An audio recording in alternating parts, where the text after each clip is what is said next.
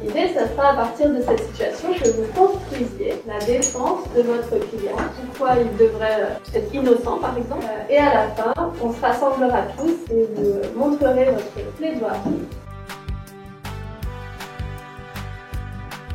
Alors ça, c'est les pièces de Monsieur Pell et les pièces de Monsieur Gomme. On anticipe l'attaque.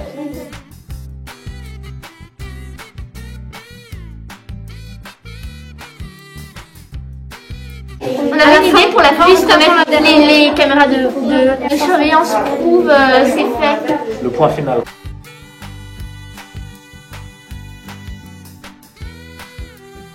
Monsieur Pell a acheté un cabanon.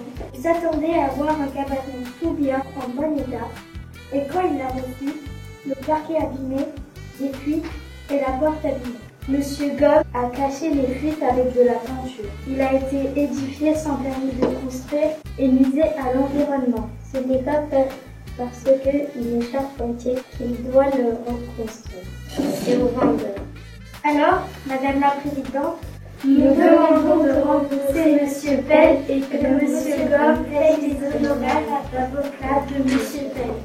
Je vous remercie. On va entendre l'avocat de Monsieur Gomme. Après une longue discussion avec le client, je lui ai proposé de baisser le prix à 1100, car il y a des traces d'usure.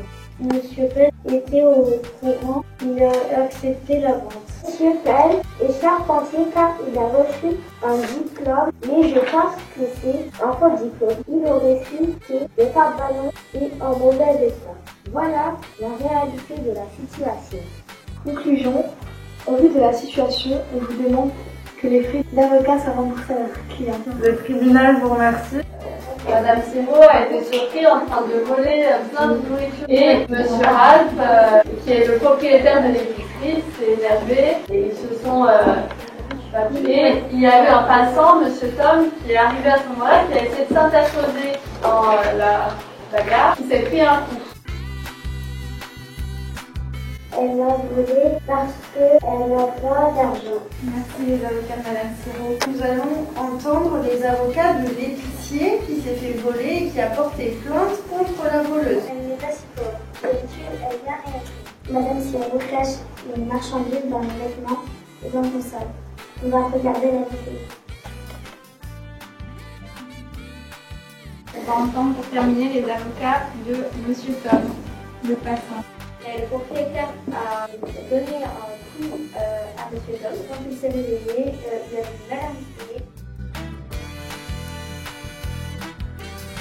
Le tribunal tient à remercier l'ensemble des avocats dans ce dossier. Malheureusement, au vu de l'ensemble des pièces que vous avez fournies aujourd'hui, il semble qu'on n'ait pas suffisamment d'éléments pour nous prononcer aujourd'hui. Donc on va vous proposer de renvoyer l'affaire à une audience supérieure.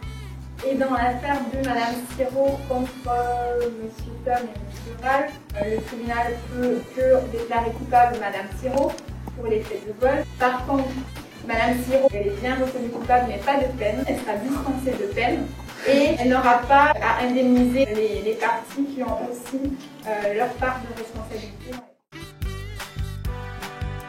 J'ai aimé beaucoup aimer les intervenants. Moi, ce qui m'a beaucoup plu, c'est quand on devait chercher, on faisait un peu les détectives. J'ai aimé tout. En fait, toujours, j'aime tout.